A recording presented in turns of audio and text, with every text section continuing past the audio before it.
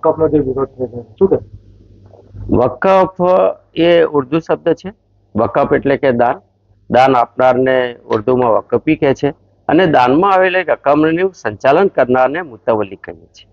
દેશમાં વર્ષોથી ચાલતી આવતી આ દાનની પ્રક્રિયા દરેક સમાજમાં હોય છે.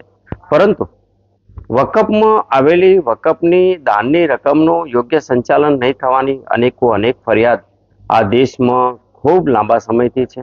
આપણે જાણીએ છીએ કે દેશમાં કોંગ્રેસના મુસ્લિમ તુષ્ટિકરણની રાજનીતિના કારણે વકફ બોર્ડમાં જે પ્રકારે ગેરરીતિ ચાલે છે, કેટલાક મુઠ્ઠી પર લોકો વકફના આ નાણાંનું સંચાલન કરે છે, શોષણ કરે છે, ત્યારે ગરીબ મુસ્લિમોના જીવનમાં પરિવર્તન આવે.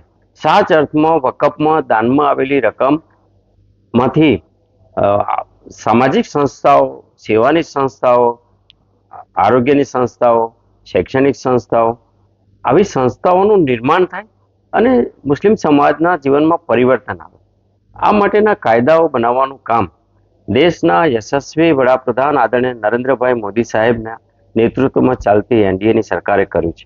આપણે જાણીએ છીએ કે વકફના કાયદાઓમાં વખતો વખત જે સુધારા કરવામાં આવ્યા એની પાછળ માત્ર ને માત્ર મતની લાલચો હતી.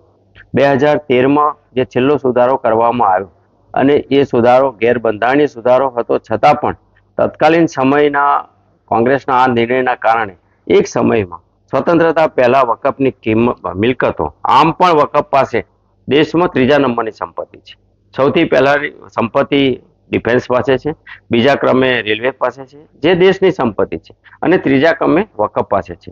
વકફ પાસે આવેલી સંપત્તિ જો 2013 પહેલા 13 લાખ કરોડ હતી, અને આ સુધારો એવો સુધારો કે વકફ જે મિલકત ઉપર આંગળી મૂકે એ વકફની મિલકત થઈ જાય ત્યારે 21 લાખ કરોડની વધારાની નવી મિલકતો ઉમેરાય. એક રીતે આ દેશમાં જે ગેરબંધારણીય રીતે વકફના સુધારાઓ અને માત્ર ને માત્ર મતની લાલચોના કારણે વકફ માટે જે નાણાંની વ્યવસ્થા ઊભી થાય ગરીબ મુસલમાનો, એના બદલે સાચા અર્થમાં એનો ન્યાય અને એને દાનની રકમ જે લોકો વકફી છે, જે લોકો દાન આપે છે, એમની પાછળનો હેતુ બરાવે માટે આદરણીય મોદી સાહેબની સરકારે જે સુધારો કર્યો છે એમાં વકફ હવે પોતે જે મિલકત માટે દાવો કરે છે તો એને પ્રમાણ આપવું પડશે, અને વકફનું એ પ્રમાણની ચકાસણી રેવન્યુ અધિકારી એટલે કે ડિસ્ટ્રિક્ટ કક્ષાએ કલેક્ટરની નોંધ અથવા કલેક્ટર સમક્ષ એમણે પોતાની પ્રમાણ આપવું પડશે.